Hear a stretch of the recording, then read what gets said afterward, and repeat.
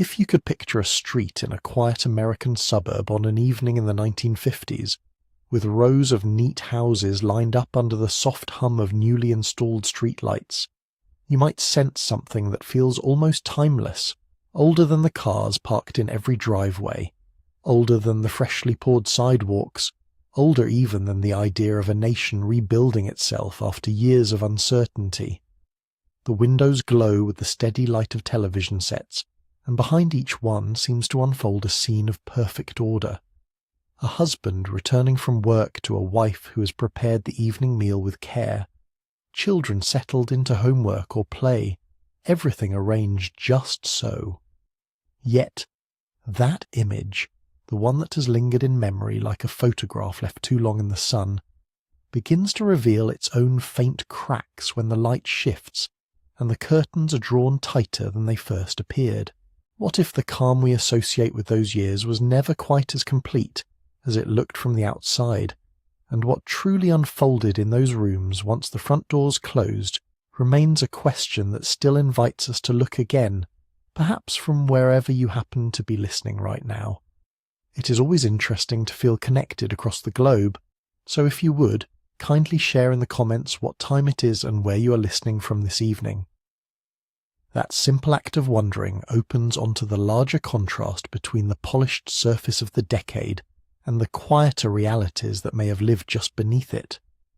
The 1950s have often been remembered as an era when marriage itself seemed to settle into an ideal form, steady and reassuring. Yet the stories that survive in letters, in private journals, and in the memories people carried forward suggest that the picture was never uniform. One household might have appeared to embody every expectation of harmony, while another, only a few doors away, navigated tensions that never reached the ears of neighbours.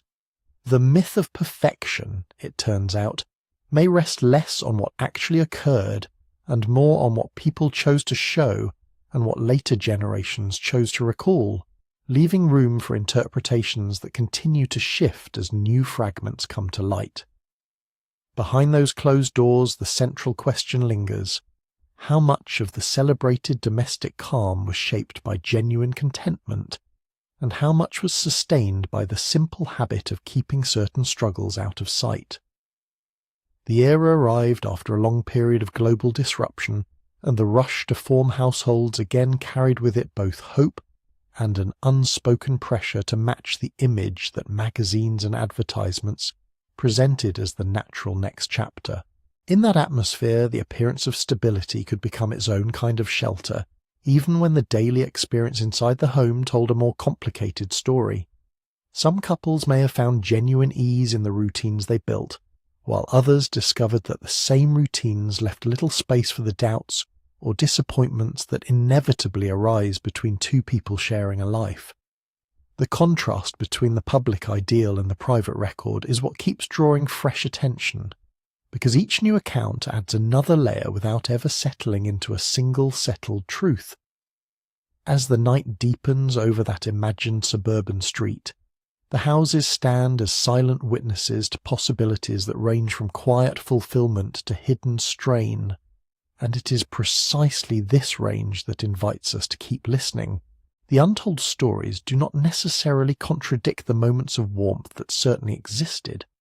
Rather, they suggest that the full picture includes both the visible contentment and the quieter negotiations that took place once the lights were low and the neighbourhood had grown still. What remains compelling is the way those negotiations could unfold without ever disturbing the outward calm that the decade seemed to prize above almost everything else. If you pause for a moment and consider the distance between the glowing windows and whatever may have passed inside them, the question of what really happened begins to feel less like a puzzle with one answer and more like an open landscape worth wandering through at a gentle pace. The myth of the perfect decade therefore serves less as a claim to be defended or dismantled, and more as a starting point, a familiar frame that lets us notice the details it once left in shadow. Those details, the small adjustments, the conversations that never happened, the feelings set aside for the sake of appearances, form the threads we will follow as we move through the years that followed the war and into the households that were meant to represent the future itself. The invitation, then, is simply to stay with that contrast a little longer, to let the image of ordered streets give way to the possibility that each home contained its own mixture of light and shadow, and to recognize that the stories still waiting to be heard are the ones that make the era feel less like a finished portrait and more like a living question. From wherever you are listening, the night outside your own window may carry a similar stillness, and in that stillness the past continues to offer its quiet company. In the years that followed the close of the war, if one could stand for a moment at the edge of a returning troop ship or along the platforms of rail stations where uniforms mingled once more with civilian coats, the sense of something shifting might have felt almost older than the conflict itself, older than the maps that had been redrawn, and older even than the promises made in the heat of separation. The olive groves of distant campaigns gave way to the familiar outlines of home, and with them came an atmosphere in which marriage no longer appeared as one choice among many, but as the path that seemed to open most naturally, the one that carried with it the weight of relief and the quiet insistence of a nation eager to begin again. What had been delayed by years of movement and uncertainty now pressed forward with a speed that left little room for lingering, as though the very act of forming households could mend what had been torn across continents and oceans. Yet the shift arrived with a suddenness that may have caught many off guard.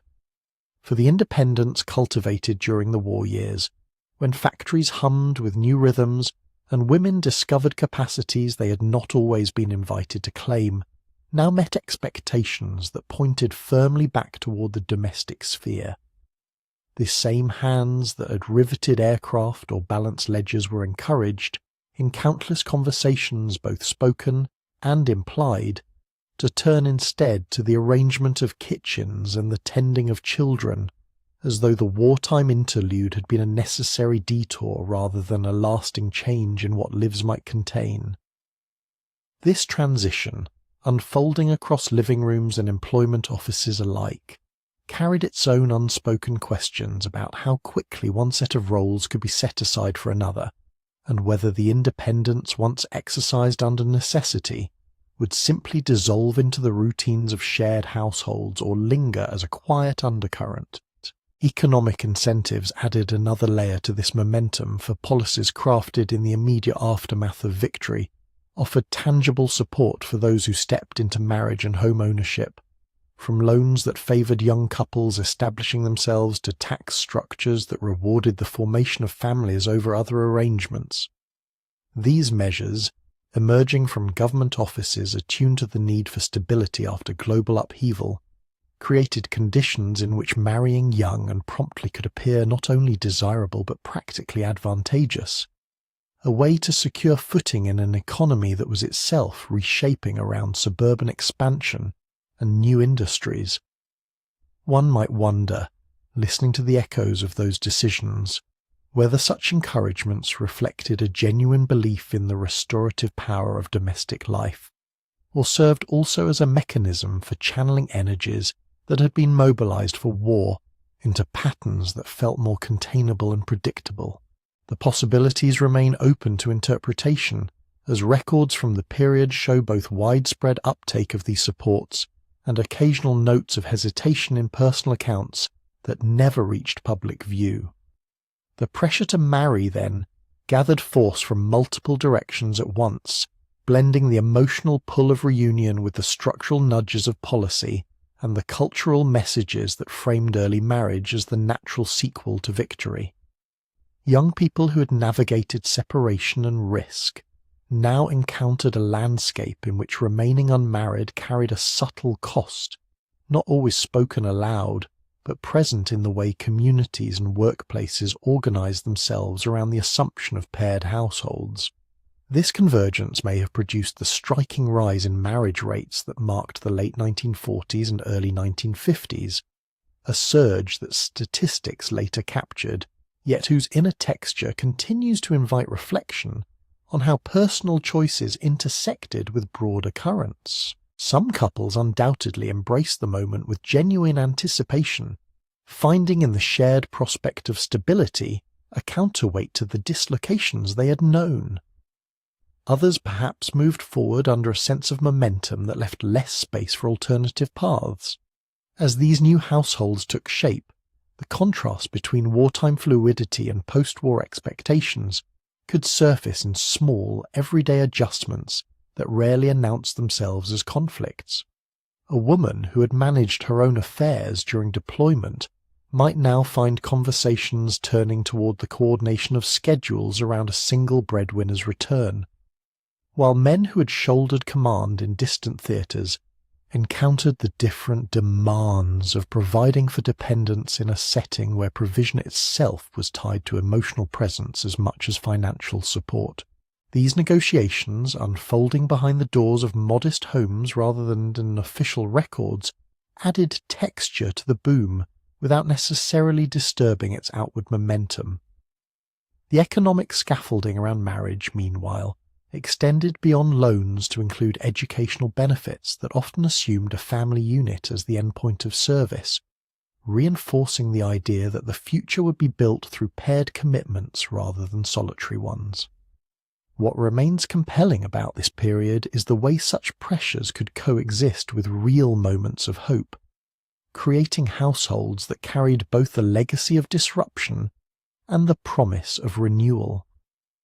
The policies that favoured marriage did not dictate every decision, yet they tilted the field in directions that made other choices appear more provisional or risky by comparison. In that environment, the decision to wed could feel at once deeply personal and quietly collective, a private step that aligned with public narratives of recovery. Later accounts sometimes describe the pace of these unions as exhilarating, a rush toward normalcy after years of waiting.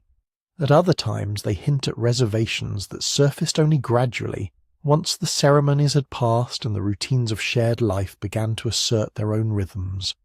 The interpretations continue to multiply because the evidence, drawn from letters, census patterns, and the memories preserved across generations, rarely settles into a single explanation. If the night outside holds a similar stillness to the one imagined in those suburban streets, the post-war years stand as a threshold where the longing for connection met the structures that made connection both easier and more expected. The marriage boom in this light was never simply a statistical event, but a convergence of incentives, emotions, and cultural signals that reshaped how people envisioned their futures. Some found in that convergence a foundation sturdy enough to weather later challenges,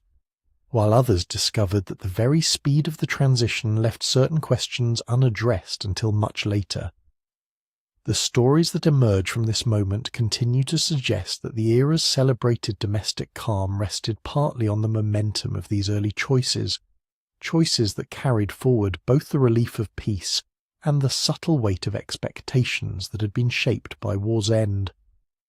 From wherever the listening occurs, that threshold invites a gentle attention to the ways personal lives were drawn into larger patterns without ever losing their own particular textures. In the quiet hours after those new households had formed, when the evening lamps were lit and the routines of shared life began to settle, like dust on freshly arranged shelves, one might imagine the appearance of books whose pages carried the weight of authority far beyond their modest bindings. These volumes, often placed within easy reach on kitchen counters or bedside tables, offered not mere suggestions but detailed maps for navigating the uncharted territory of post-war marriage, maps drawn with lines so precise that deviation could seem almost unthinkable. Titles that spoke of fulfillment through order and harmony presented wives with lists of daily tasks that extended from the preparation of balanced meals to the maintenance of a cheerful demeanour at all times, prescriptions that left little space for the independent rhythms some had known only recently. Husbands, in turn, received instructions on leadership that blended financial provision with emotional oversight, as though the household itself were a small domain requiring constant vigilance to prevent the re-emergence of earlier uncertainties. Such guidance, framed in language both reassuring and exacting, invited readers to see their choices not as personal experiments, but as contributions to a larger restoration, where each correctly performed duty might echo outward into national stability. One might wonder, turning those pages today, how the authors position themselves as guides whose expertise derive from observation rather than lived experience alone. Psychologists and sociologists, often bearing academic credentials that lent an air of scientific certainty to their words, stepped into the role of interpreters for an era still adjusting to its own transformations. They described marriage as a delicate mechanism whose proper functioning depended on adherence to complementary roles, with women cast as emotional anchors whose primary task involved absorbing tensions that might otherwise disrupt the breadwinner's focus. These experts did not always claim absolute knowledge, yet their writings carried the implication that departures from these patterns risk not only personal dissatisfaction,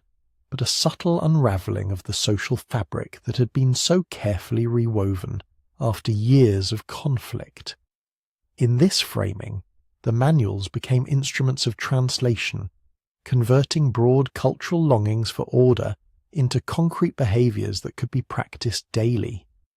Behaviours whose repetition might gradually transform tentative unions into enduring structures.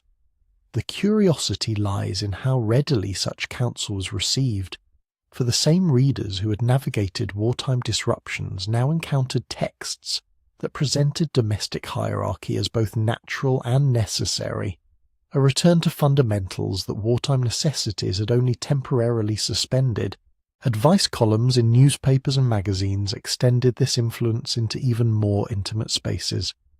where anonymous questions received replies that reinforced the same hierarchies with a tone of quiet authority. A woman writing about her desire for greater involvement in household decisions might find her concerns met with reminders that true contentment arose from supporting her husband's authority rather than questioning it, advice that positioned any assertion of independent judgment as a potential threat to marital harmony. These exchanges, printed week after week, created a public conversation that felt private in its address, each response arriving like a letter from an unseen counsellor whose wisdom had been tested across countless similar households. Here the gender expectations took on an almost conversational quality, as columnists gently steered correspondents toward acceptance of roles that placed men at the centre of decision-making, while assigning women the work of emotional maintenance and physical upkeep. One senses in these exchanges an undercurrent of possibility, the chance that some readers might have read between the lines to find small openings for negotiation. Yet the prevailing message remained one of alignment with established patterns rather than departure from them. The cumulative effect of these sources extended beyond individual households, shaping a collective understanding of what successful marriage required. Experts frequently invoked concepts drawn from emerging fields of psychology to argue that women's adjustment to domestic life represented a form of maturity, while resistance signalled lingering immaturity from the more fluid wartime years. Such interpretations carried the weight of professional endorsement, encouraging readers to view their own uncertainties as problems to be solved through greater compliance rather than through structural change. At the same time, the manuals and columns rarely address the full range of experiences that couples might encounter, focusing instead on idealized sequences in which adherence to prescription led predictably to satisfaction. This selective focus invited reflection on whether the advice served primarily to guide or also to contain, channeling energies that might otherwise have sought alternative arrangements into channels that preserved familiar distributions of power and responsibility. As these texts circulated through lending libraries and living rooms alike, they contributed to an atmosphere in which the expectations surrounding marriage a quiet and almost tangible presence, one that could be felt in the way conversations turn toward efficiency in the home or the importance of a wife's appearance as a reflection of her husband's standing. The rigid prescriptions, from the timing of meals to the management of disagreements without public display, offered a sense of control amid lingering post-war anxieties,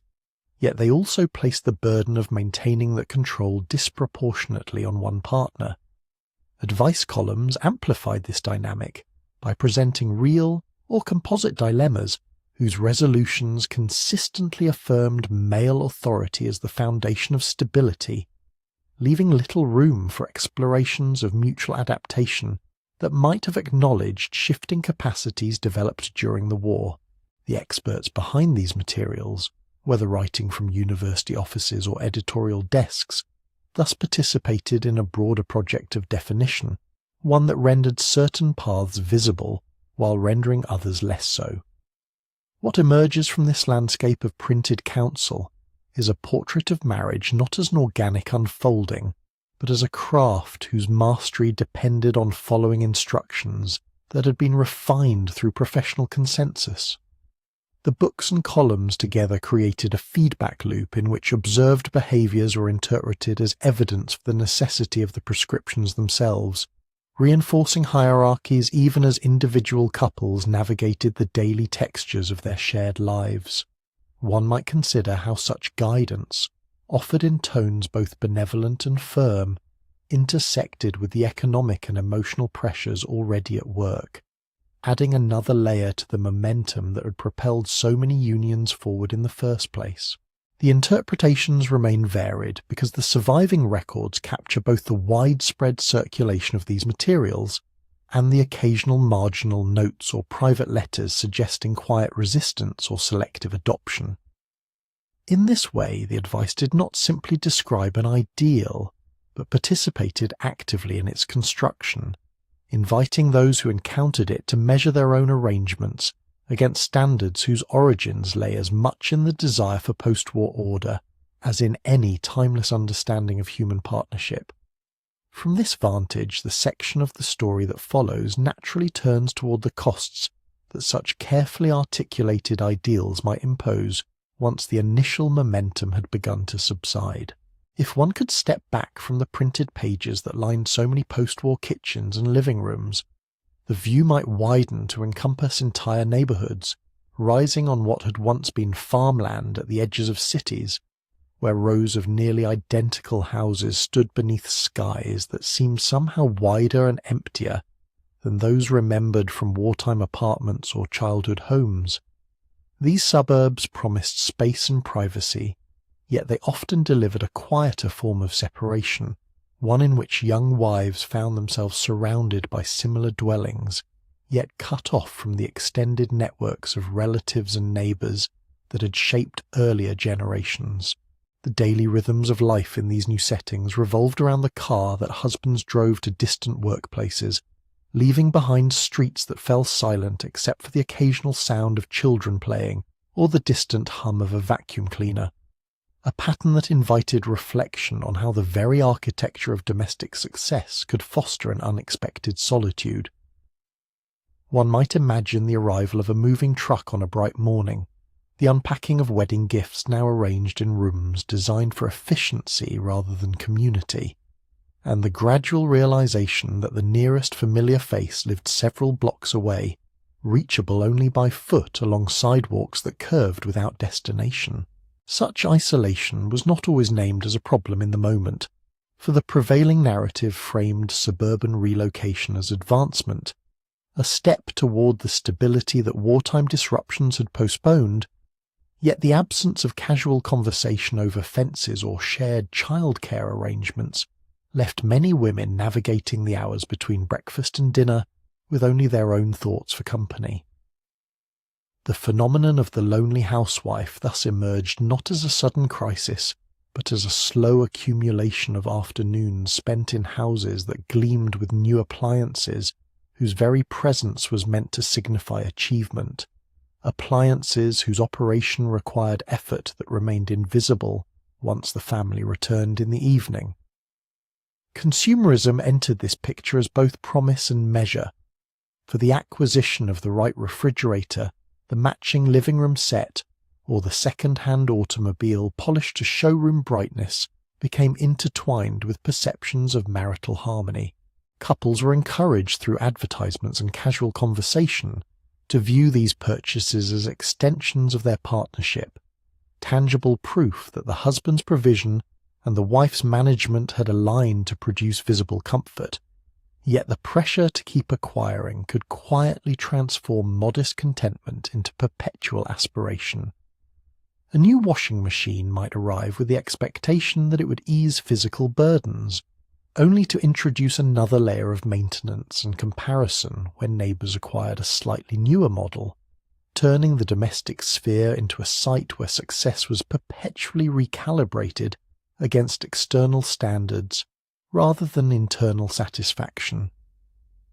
In this way, the ideal home became an ongoing project whose completion was always just beyond reach, sustained by the belief that each addition strengthened the marriage, while in practice adding tasks that fell disproportionately to one partner. The hidden labour required to sustain the image of perfection compounded these pressures,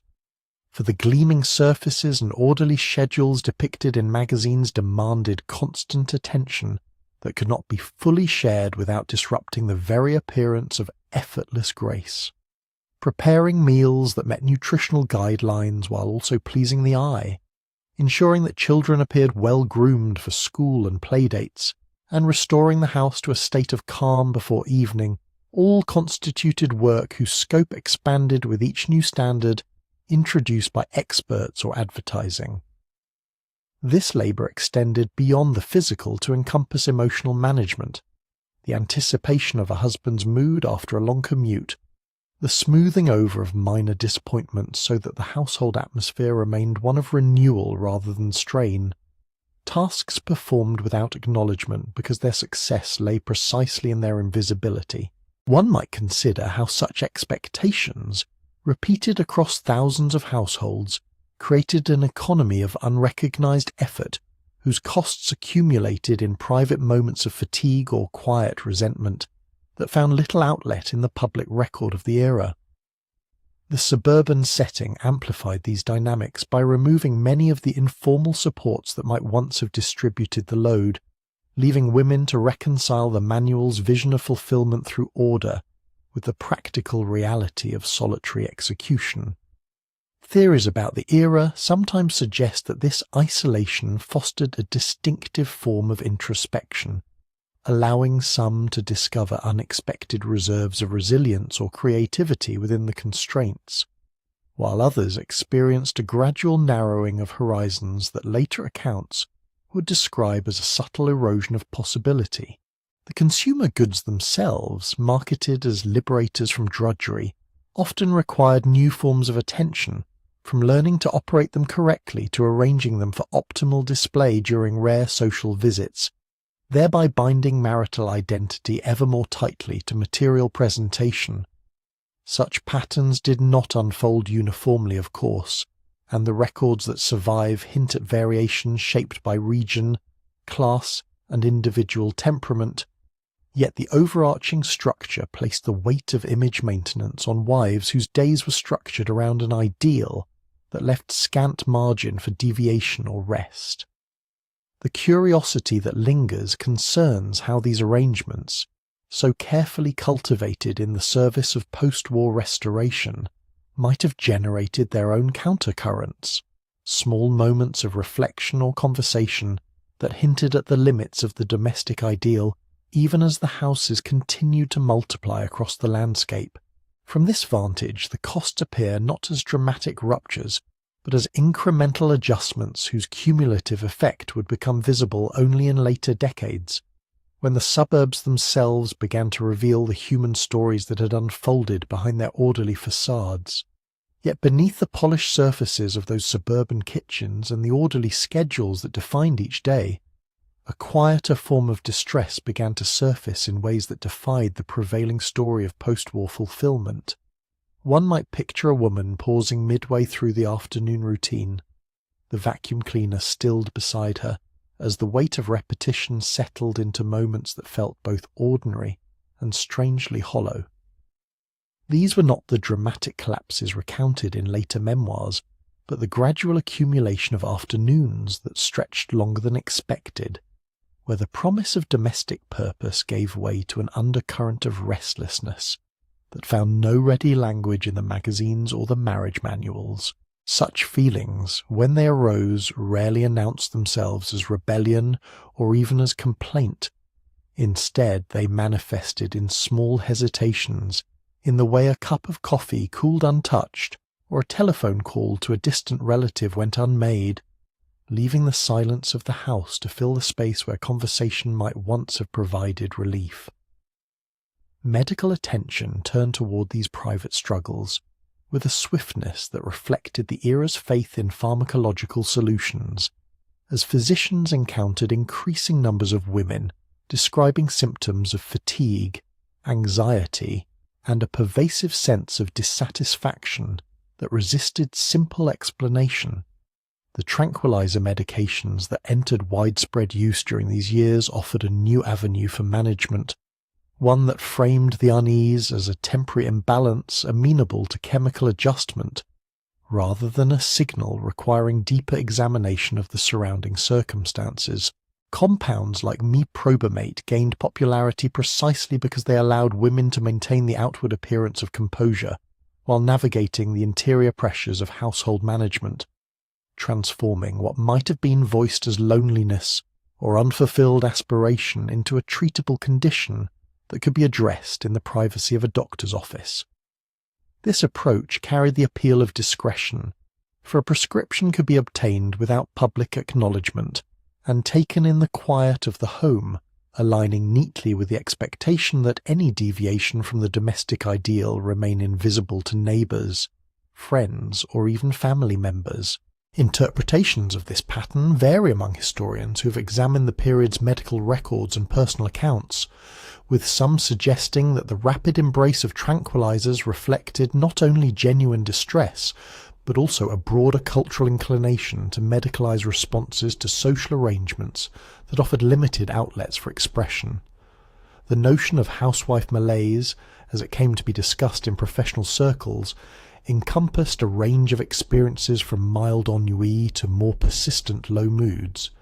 yet treatment protocols often emphasized symptom relief over exploration of the isolation that the previous decade's suburban expansion had helped foster.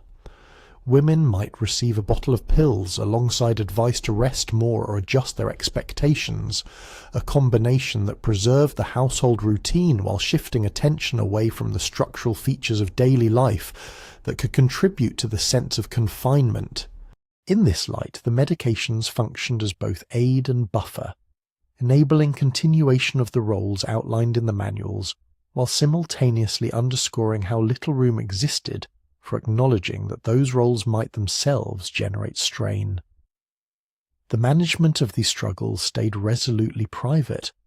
with women devising their own strategies for concealment that range from timing doses around family schedules to storing the evidence of treatment in places unlikely to invite questions. One can imagine the careful choreography involved in ensuring that a husband returning from work encountered the same composed atmosphere promoted in advertisements, even as the day's internal negotiations with fatigue or worry remained unspoken. Such discretion aligned with prevailing attitudes that viewed emotional steadiness as an essential component of successful marriage, rendering any public discussion of mental health concerns a potential threat to the very stability the post-war years had sought to restore. Theories about the scale of this hidden landscape proposed that the numbers seeking prescriptions represented only a fraction of those experiencing similar feelings, since many may have normalized their discomfort as an inevitable part of adult responsibility, or feared the stigma attached to admitting difficulty within an arrangement celebrated as the pinnacle of personal achievement. What emerges from these patterns is a portrait of adaptation rather than outright crisis, where the availability of medical interventions intersected with the suburban geography of limited social contact to keep dissatisfaction contained within individual households. The tranquilizer era thus became intertwined with the domestic ideal in ways that allowed the image of harmonious homes to persist, even as the cumulative effect of solitary days and unarticulated longings continued to shape private realities behind closed doors. This interplay invites consideration of how the era's emphasis on visible success may have inadvertently amplified the very conditions it sought to remedy, creating a cycle in which each new prescription reinforced the notion that adjustment lay within the individual rather than in any re-evaluation of the surrounding expectations. As the suburbs matured and the children of these households grew, the quiet accommodations made in those earlier years would linger as an undercurrent, visible only in retrospect through the scattered letters, diaries, and medical archives that hint at the breadth of experiences left unvoiced at the time. Yet the private negotiations that unfolded around those prescription bottles and the careful timing of doses within the household routine pointed toward deeper structures that extended well beyond the reach of any single medicine cabinet. Economic arrangements in these post-war marriages often anchored the entire edifice of domestic life, creating layers of dependence that shaped daily interactions in ways both subtle and far-reaching. One might picture a woman in a modest suburban home opening an envelope at the kitchen table each Friday, the husband's paycheck already allocated in his mind for mortgage, car payment, and the children's activities, while she calculated how far the remaining sum might stretch for groceries and the small personal items that never appeared on any shared list. Such moments, repeated week after week,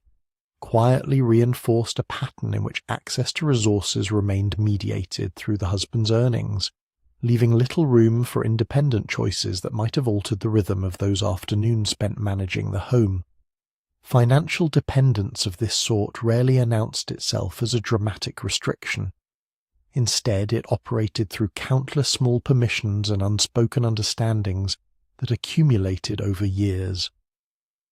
Wives frequently received a household allowance calibrated to cover routine expenses, with any request for additional funds requiring explanation or justification that could feel like an admission of inadequacy. Historians examining personal letters and budget records from the period note how these transactions sometimes fostered an atmosphere of quiet accountability, where a woman might weigh the need for a new pair of shoes against the possibility of appearing extravagant or poorly organized. In this light, the arrangement preserved an outward image of unified household management, while embedding an asymmetry that could color even ordinary conversations about spending.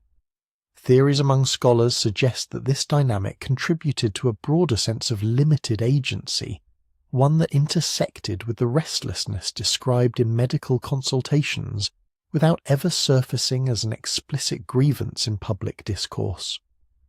Marital dynamics absorbed these economic realities in ways that extended into decision-making about larger matters such as relocation, education for the children, or even the purchase of major appliances advertised as labor-saving wonders.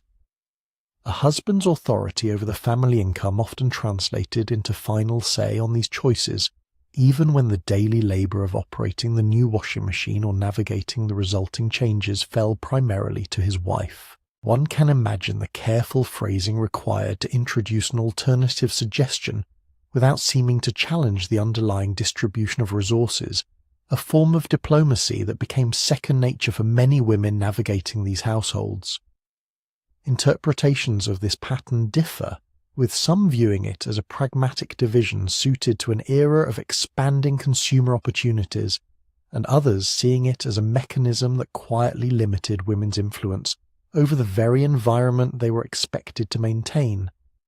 The result was a household equilibrium that could appear harmonious from the outside, while resting on foundations that discouraged open negotiation or re-evaluation of those foundations themselves.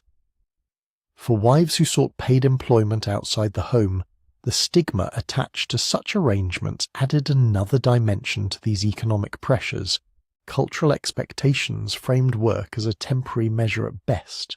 something a woman might undertake only in cases of genuine necessity and with the understanding that she would withdraw once the family's finances stabilized. Even when dual incomes proved essential for maintaining the suburban lifestyle promoted in magazines and advertisements, the woman who continued working often encountered subtle signals of disapproval from neighbours, relatives, or even her own husband, who might interpret her employment as a reflection on his ability to provide. Accounts from the period describe how some women arrange their schedules to minimise visibility, leaving for work after the children departed for school and returning before the evening meal, thereby preserving the appearance of undivided domestic focus. Such strategies underscored the tension between economic realities and prevailing ideals, allowing households to meet practical needs while shielding the arrangement from external scrutiny that could undermine the narrative of post-war prosperity. The interplay between these economic constraints and the earlier patterns of private adaptation became especially visible in how women managed any earnings they did bring home. In cases where part-time or full-time work occurred, the income frequently entered the family budget under the husband's oversight, with little expectation that it would confer independent spending power or alter the established division of authority. Historians who have studied employment records alongside marriage advice literature observe that this integration of wages into the existing structure helped sustain the domestic ideal, even as it quietly challenged the notion that a wife's primary contribution remained purely emotional and organisational. Possibilities arise here for understanding why some women accepted tranquilizer prescriptions as a means of sustaining that balance,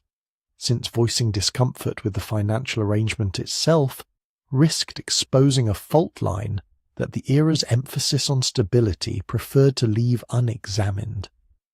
The stigma surrounding working wives thus served not only to discourage broader participation in the labour force, but also to keep any resulting strains contained within individual homes, much like the medical interventions that preceded this discussion.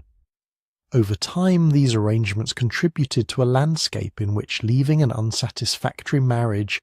carried consequences far beyond emotional upheaval. Without independent resources or established credit in their own names, many women faced practical barriers that rendered departure a prospect, requiring extensive planning or external support rarely available in the suburban settings of the period. This dimension of dependence intertwined with the medicalization of unease, as the option of pharmacological adjustment presented itself as a more immediate and discreet path than confronting the economic underpinnings of household life. Scholars continue to explore how these intersecting factors shaped the range of experiences left unvoiced at the time, suggesting that the appearance of widespread contentment may have owed as much to structural limitations on alternatives as to any genuine alignment between individual aspirations and the roles outlined in contemporary manuals. In this sense, the economic framework of the household operated as both foundation and constraint, sustaining the visible routines of domestic life while channeling private adjustments along paths that avoided public acknowledgement or collective re-evaluation. As these patterns persisted through the later years of the decade, they set the stage for reflections that would emerge only gradually in subsequent accounts,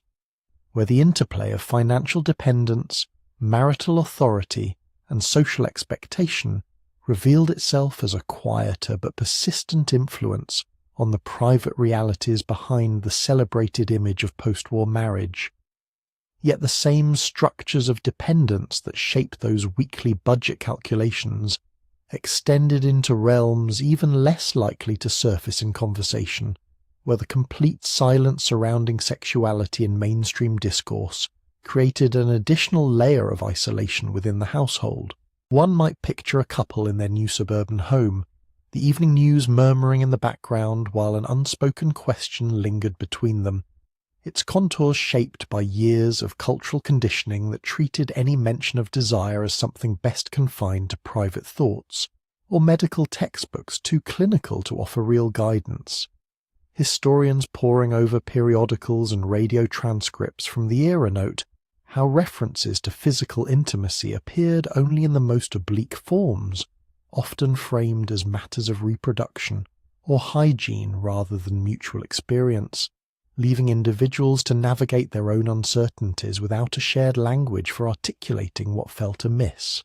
This absence of open discussion meant that intimacy education, such as it existed, largely failed couples at the most fundamental level. Young people entering marriage often carried forward fragments of information gleaned from whispered conversations among peers, or the occasional pamphlet distributed in schools, materials that emphasized mechanical processes while omitting the emotional and relational dimensions that would determine whether those processes fostered connection or simply compounded frustration. Scholars have examined surviving letters and diaries, suggesting that many wives arrived at their wedding nights with expectations drawn more from romantic films than from any practical understanding of their own bodies, while husbands sometimes approached the same moment convinced that performance alone would suffice. The result was a pattern of trial and error conducted entirely behind closed doors, where missteps could accumulate into lasting patterns of avoidance or resentment without ever being named as such in the wider world. Marriage manuals of the period, widely consulted yet frequently inaccurate in their guidance, only deepened this disconnect. Publications that promised to illuminate the path to marital harmony often recycled long-standing myths about female responsiveness, asserting that satisfaction would follow automatically from a husband's attentiveness, while downplaying the variability of individual experience or the possibility that external pressures might interfere. Some volumes recommended specific techniques rooted more in prevailing moral assumptions than in observable physiology, advising couples to limit certain expressions of affection lest they disrupt the delicate balance of domestic roles. Interpretations among later researchers vary, with some viewing these texts as well-intentioned attempts to fill an informational vacuum, and others noting how their prescriptions could reinforce the very asymmetries already present in economic arrangements, turning the bedroom into another arena where one partner's authority remained largely unquestioned. A woman might read such advice alongside her household ledger, recognizing in both a similar expectation that her own adjustments would sustain the outward appearance of order. The interplay between this informational shortfall and the financial dependencies discussed earlier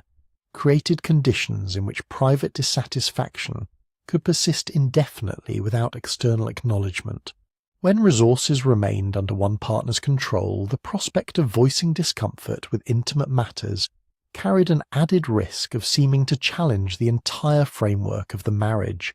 an unspoken calculation that kept many conversations from ever beginning. Theories among social historians propose that this layering of silences, one economic and another sexual, contributed to a broader atmosphere in which individual unease was redirected inward,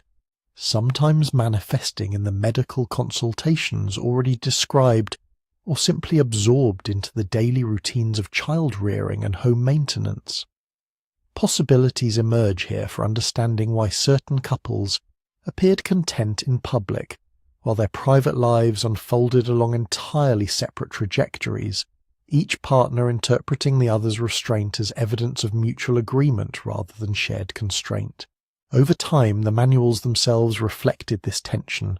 their revisions across the decade revealing gradual shifts in emphasis without ever breaking the fundamental taboo against candid discourse. Early editions tended to stress duty and adaptation, framing any shortfall in satisfaction as a temporary adjustment issue that proper technique or attitude could resolve. Later printings occasionally introduced tentative language about mutual pleasure, yet still couched such suggestions within warnings against excess or deviation from established norms. Couples who consulted multiple sources might notice these inconsistencies, yet the lack of forums for comparing experiences meant that such observations rarely translated into collective re-evaluation. Instead, the guidance remained fragmented,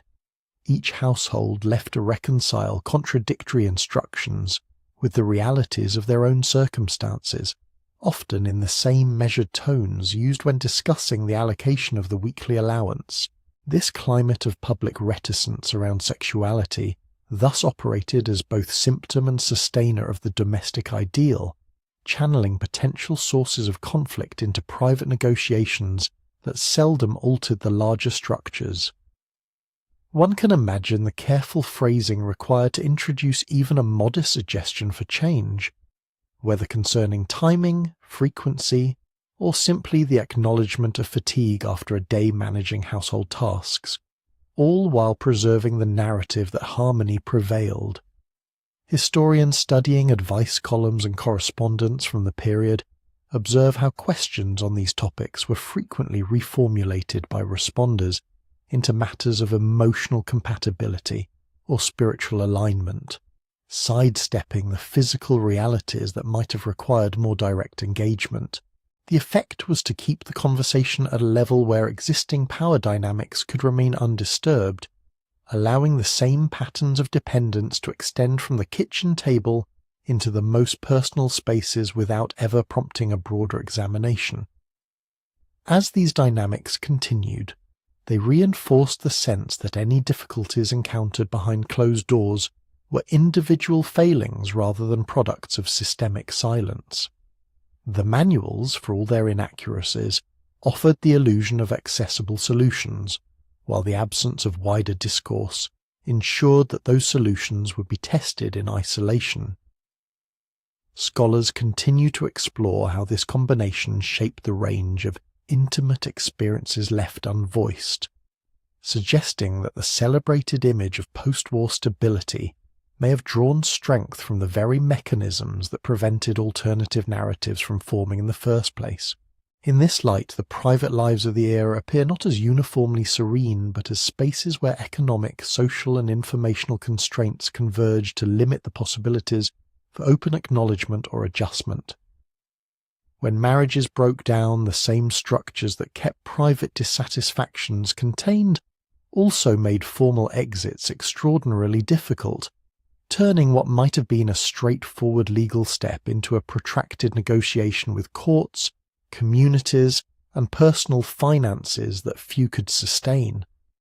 Divorce rates remained notably low throughout the decade, hovering around 2.5 per thousand people according to national statistics, yet those figures concealed far more than they revealed because the barriers to leaving were not merely statistical, but woven into statutes, credit systems, and social expectations that treated dissolution as an admission of collective failure rather than an individual remedy. Historians examining court records from the period observe how petitioners, overwhelmingly women when they appeared at all, had to demonstrate specific grounds such as adultery, desertion, or extreme cruelty, standards that required corroborating witnesses and often public testimony that exposed the very intimacies the culture preferred to keep veiled. One can imagine the calculations that preceded any filing, the weighing of whether evidence of repeated arguments or financial neglect would suffice when judges still operated under presumptions that marriage was a lifelong contract, best preserved unless irreparable harm could be proven beyond doubt. Legal obstacles compounded these evidentiary hurdles, particularly for women whose access to independent counsel or court fees depended on resources still controlled by their husbands, creating a circular dependency in which the very person one sought to leave held the means to contest or delay proceedings. In many states, fault-based systems meant that a wife who left the household first risked being labelled the deserter, forfeiting claims to alimony or property accumulated during the marriage, while custody arrangements frequently favoured fathers who could demonstrate stable income even when mothers had provided the daily care. Scholars reviewing appellate decisions note how these rules were applied unevenly, with urban courts sometimes showing more flexibility than rural ones. Yet the overall effect remained one of deterrence rather than facilitation, encouraging couples to pursue informal separations that avoided the permanent record of a decree. Financial dependence amplified every legal complication, since few married women possess separate credit histories or employment histories robust enough to secure housing or support themselves post-divorce, a situation rooted in the same wage structures and lending practices that limited their access to household funds during the marriage itself. Without reliable alimony enforcement mechanisms or widespread community property laws, many who contemplated leaving confronted the prospect of returning to parental homes or entering low-wage work that offered little security for children, an outcome that social commentators of the era framed as evidence of poor judgment rather than systemic constraint. Theories among legal historians suggest that these overlapping barriers functioned less as neutral procedures and more as filters that preserve statistical stability by ensuring only the most determined or resourced could navigate them, leaving the majority to absorb discontent within existing arrangements. Couples therefore developed patterns of accommodation that allowed daily life to continue without the rupture of formal separation, often by constructing parallel routines within the same household that minimized direct conflict while preserving outward appearances for neighbors and extended family. Some maintained separate bedrooms or staggered schedules around work and child-rearing, creating spaces of emotional distance that echoed the informational silences already present in discussions of intimacy, while others channeled energy into community activities or hobbies that reduced the time spent together without ever naming the underlying dissatisfaction. Letters and oral histories collected decades later reveal instances where partners agreed to discreet extramarital arrangements that were never acknowledged publicly, arrangements that provided individual outlets without threatening the economic or social framework that bound them. Such adaptations carried their own costs, as the absence of viable exit options meant that accumulated resentments could harden into chronic patterns of withdrawal or passive resistance. Yet these strategies also reflected a pragmatic recognition that the legal and financial architecture offered few alternatives.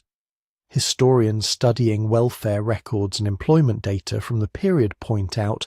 how divorced women frequently encountered hiring biases and housing discrimination that reinforced the message that remaining married, however strained, represented the safer course for most. Possibilities for interpreting these choices include viewing them as evidence of resilience under constraint, or as further illustrations of how the domestic ideal perpetuated itself by limiting the imaginable range of outcomes, interpretations that continue to evolve as new archival materials surface. Over time, the cumulative effect of these barriers contributed to a landscape in which unhappy marriages persisted, not through active endorsement, but through the sheer weight of obstacles that made departure appear more disruptive than endurance, a dynamic that aligned with the broader reticence around sexuality and household authority discussed earlier. When occasional reforms appeared, such as tentative expansions of no-fault provisions in a handful of jurisdictions late in the decade, they remained exceptions that tested rather than overturned the prevailing system, their limited adoption underscoring how deeply the presumption of permanence had taken root. The result was a generation of unions navigated through quiet endurance and incremental adjustments rather than decisive breaks, patterns that later researchers would trace as precursors to the sharper rises in divorce rates once legal and economic conditions began to shift. When marriages persisted through such layered accommodations, the uneven expectations around fidelity emerged as one of the most quietly corrosive elements, allowing men far greater latitude for discreet affairs while placing women under an almost total prohibition that could end careers, social standing, and custody rights at the first hint of scandal.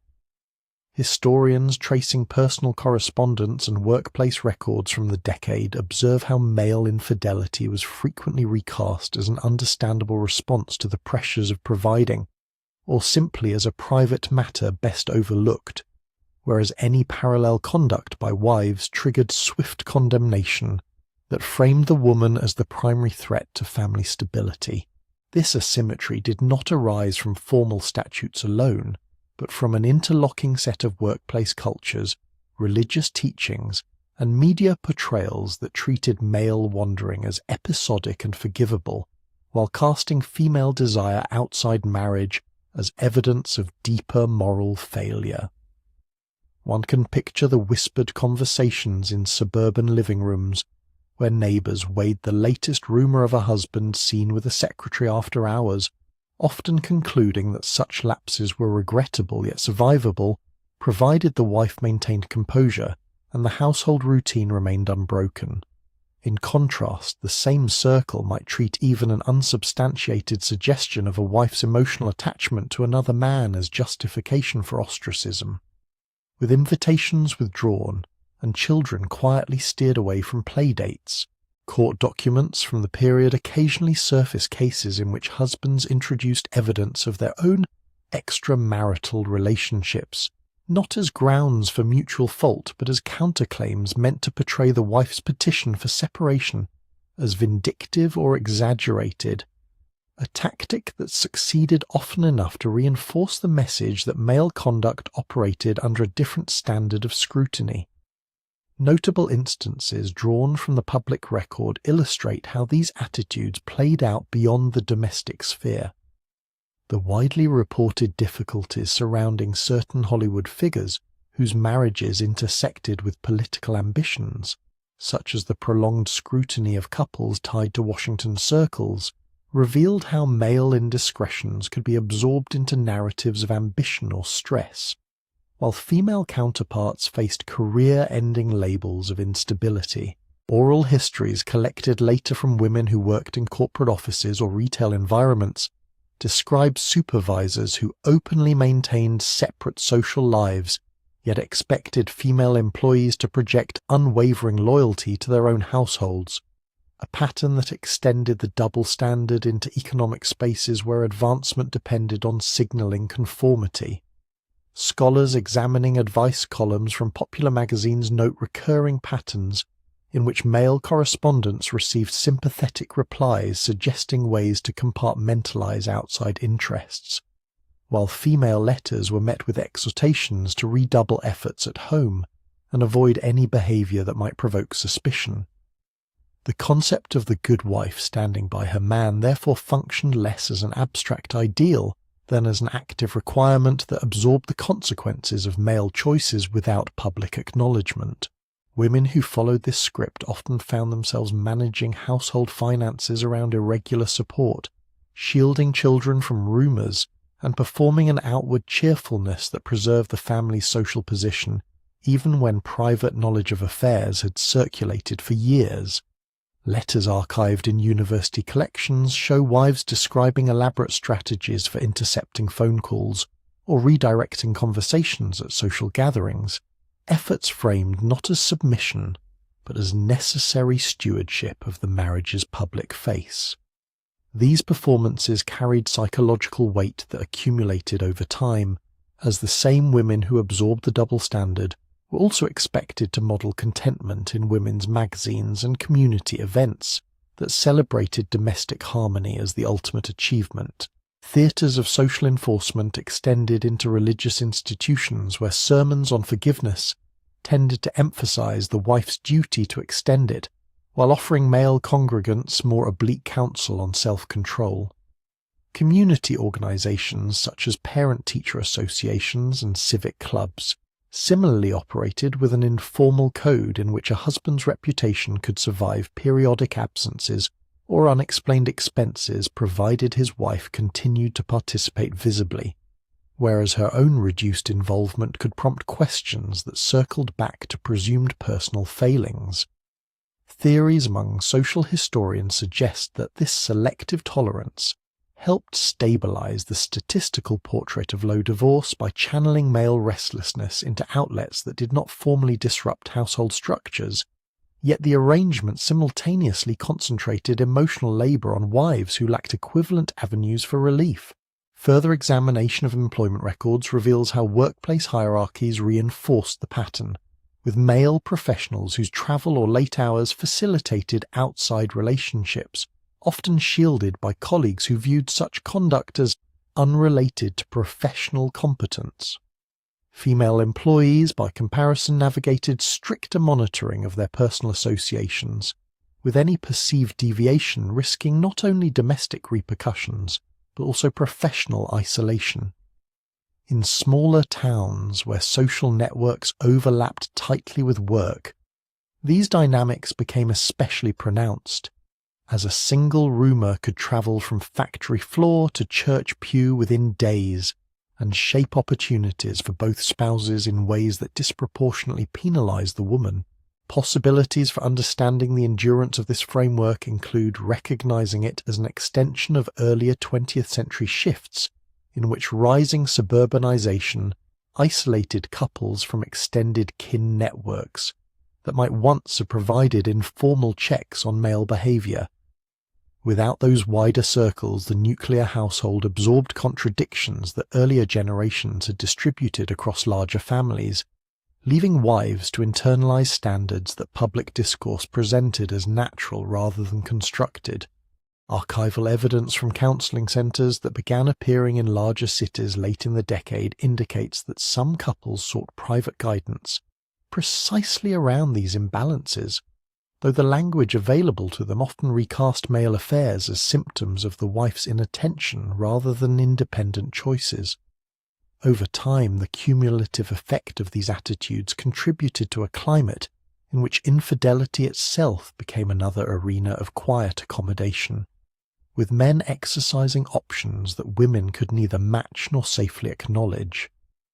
The resulting asymmetry did not eliminate discontent but redirected it into patterns of guarded conversation and selective blindness that preserved outward stability while exacting private costs that later generations would reinterpret through different lenses. As archival materials continue to surface, researchers gain clearer views of how these negotiations played out across regions and class lines,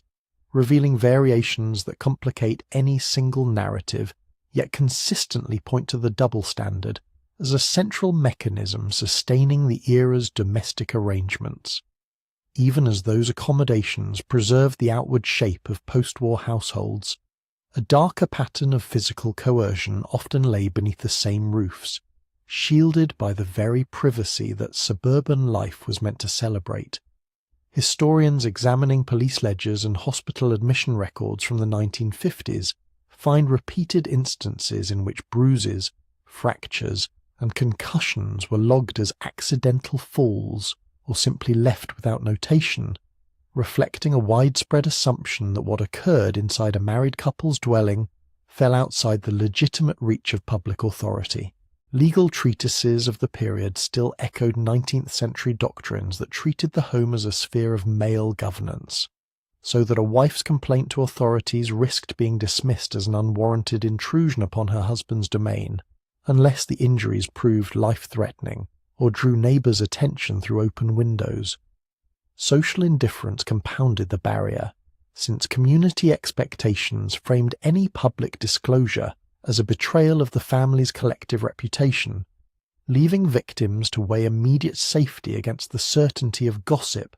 that could isolate them from the very networks they relied upon for daily survival. One can trace how prosecution remained rare by considering the evidentiary hurdles built into both statute and custom. Without contemporary forensic standards or mandatory reporting, cases typically hinged on a wife's willingness to testify in open court, an act that invited cross-examination designed to portray her as provocative or unstable. Defense attorneys routinely invoked the husband's right to reasonable discipline, drawing on residual common law notions that allowed measured correction within the household, and judges frequently advised reconciliation rather than separation, citing the prevailing view that children fared best under an intact, if imperfect, parental roof. Oral histories collected decades later reveal how women who did summon officers often encountered responses ranging from gentle persuasion to outright refusal, with patrolmen suggesting the matter be settled privately once tempers cooled. Such encounters reinforced the message that official intervention was exceptional rather than routine, encouraging victims to absorb repeated incidents in silence rather than risk further escalation or public exposure. The scarcity of external resources magnified these pressures. In most communities, no dedicated shelters existed. The first organised refuges for battered wives would not appear until the following decade and remained concentrated in larger cities. Churches and charitable organisations sometimes offered temporary lodging, yet their assistance carried expectations of renewed attempts at marital repair, often channeling women back into the same environment once immediate wounds healed. Extended family networks, already thinned by post-war mobility, provided uneven support. A mother or sister might offer a spare room for a night or two, but longer stays risked straining limited resources and inviting the same stigma attached to any visible fracture in the domestic ideal. Economic dependence further narrowed options, since many wives lacked independent credit, employment histories, or legal claim to joint assets, rendering departure tantamount to destitution for themselves and their children. Scholars examining divorce petitions and legal aid files note that even when women sought counsel, attorneys often steered them toward negotiated separations that preserved the husband's financial obligations without public acknowledgement of violence, thereby avoiding the evidentiary battles that could expose the full extent of the abuse. In smaller towns and rural districts, where overlapping social circles made anonymity impossible, the calculus grew still more restrictive, as any whisper of trouble could affect a husband standing at work or a family standing at church, prompting relatives to urge endurance as the lesser evil. Regional variations appear in surviving case files, with southern and midwestern jurisdictions showing particularly low rates of recorded intervention, while certain northeastern cities began experimenting with family court mediation that still prioritized reconciliation over protection. Theories among social historians propose that this systemic reluctance stemmed partly from the broader post-war emphasis on restoring masculine authority after wartime disruptions, positioning the household as a domain where men could reassert control without external oversight. At the same time, cultural portrayals of the contented housewife discouraged recognition of fear or injury, framing any complaint as evidence of personal failing rather than structural vulnerability. Archival correspondence from social workers who occasionally encountered such cases describes repeated attempts to locate temporary housing through informal church networks or employer charity, efforts that succeeded only sporadically and often required the woman to relinquish custody or accept conditions that perpetuated dependence. These constraints did not eliminate all resistance. Some wives developed private strategies of de-escalation or sought medical treatment under pretexts that avoided direct accusation, yet the cumulative weight of legal, economic and social barriers kept most incidents invisible to public record. Possibilities for understanding the persistence of this silence include recognizing how the same suburban isolation that amplified emotional labor also removed potential witnesses who might once have intervened through extended kin or neighborhood proximity. Without those checks, the nuclear household absorbed contradictions that earlier generations had sometimes distributed across larger networks, leaving victims to internalize responsibility for outcomes they could scarcely control. Later reinterpretations of mid-century data suggest that underreporting may have masked rates of domestic injury comparable to later decades, concealed not by lower incidence, but by the absence of mechanisms that would later bring such patterns into statistical view. As researchers continue to sift through hospital microfilm and municipal court dockets, the emerging picture complicates any uniform narrative of post-war harmony, revealing instead a landscape in which legal indifference and resource scarcity operated together to keep violence behind the white picket fence, largely unacknowledged until shifting social expectations began to pry open those closed doors. Yet even within that landscape of constrained narratives, certain households carved out patterns that resisted the prevailing template altogether. Historians sifting through employment ledgers and census schedules from the decade discover scattered instances in which wives maintained steady positions outside the home, sometimes earning more than their husbands, while husbands assumed primary responsibility for meals and child-rearing. These arrangements rarely appeared in the prescriptive literature of the period, yet payroll records from textile mills and small manufacturing concerns show married women clocking regular shifts well into the 1950s, their earnings quietly supplementing family income when post-war inflation outpaced single wages. Oral accounts collected later suggest that some couples negotiated these reversals privately, framing them as temporary necessities rather than ideological challenges, though the cumulative effect often reshaped daily rhythms in ways that manuals never anticipated. One can imagine the quiet adjustments required when a husband greeted children at the school bus while his wife attended evening union meetings, patterns that defied the daytime domestic ideal, yet persisted because economic pressures left little room for strict adherence to published advice. Race and class further complicated these deviations, producing marital realities that bore only superficial resemblance to the suburban archetype promoted in national magazines. In many African American communities, for example, the necessity of dual incomes had long been a fact of life rather than an exception, with wives employed as teachers, nurses, or domestic workers, while husbands navigated restricted job markets in factories or the postal service. Scholars examining church records and neighborhood association minutes note how these households often distributed authority along lines that reflected shared economic contributions, with decisions about savings or child discipline emerging from joint consultation rather than unilateral decree. Class intersected here as well. Working-class white families in industrial towns frequently operated under similar pressures, where a wife's paycheck from a cannery or laundry could determine whether the family retained its modest home during layoffs. These arrangements carried their own strains, including longer hours and limited leisure,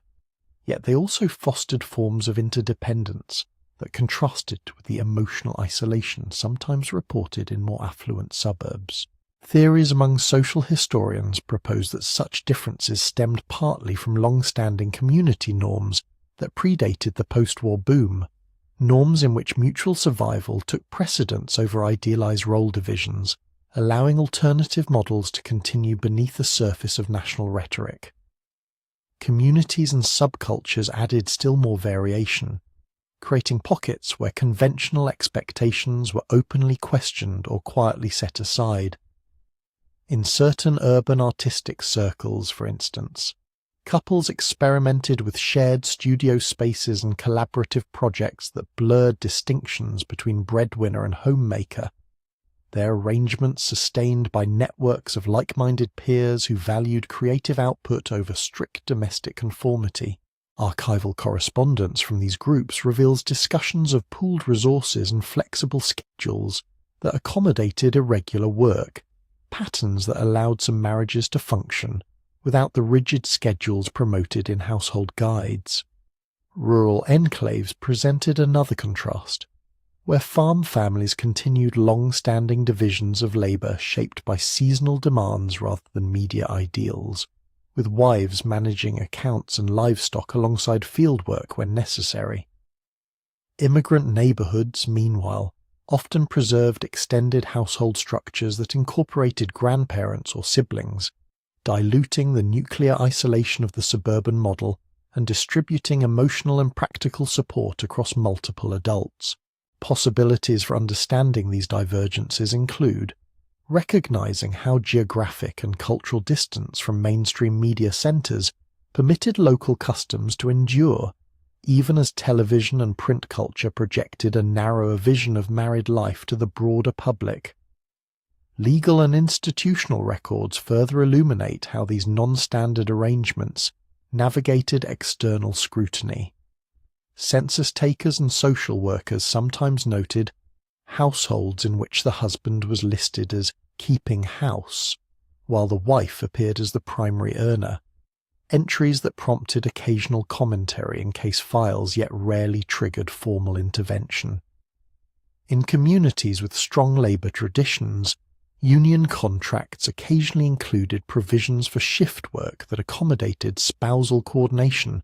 allowing couples to alternate caregiving without drawing public attention. Historians reviewing welfare applications from the era observe that families deviating from gender norms sometimes faced informal pressure to realign, yet many persisted by presenting their situations as pragmatic responses to circumstance rather than deliberate challenges. This selective visibility suggests that the mould itself was more permeable than contemporary commentary implied, with enforcement varying according to local tolerance and economic context. The interplay of these factors produced marital landscapes marked by quiet experimentation rather than uniform conformity. In some cases, couples maintained separate bank accounts or divided property informally to reflect actual contributions, arrangements that later researchers have traced through probate documents and insurance policies. Class mobility added another layer, as families ascending into middle-class status sometimes retained earlier patterns of shared labour, even while adopting outward markers of suburban respectability. Race further mediated these transitions, with black middle-class households often balancing professional aspirations against persistent discrimination that required both partners to remain economically active.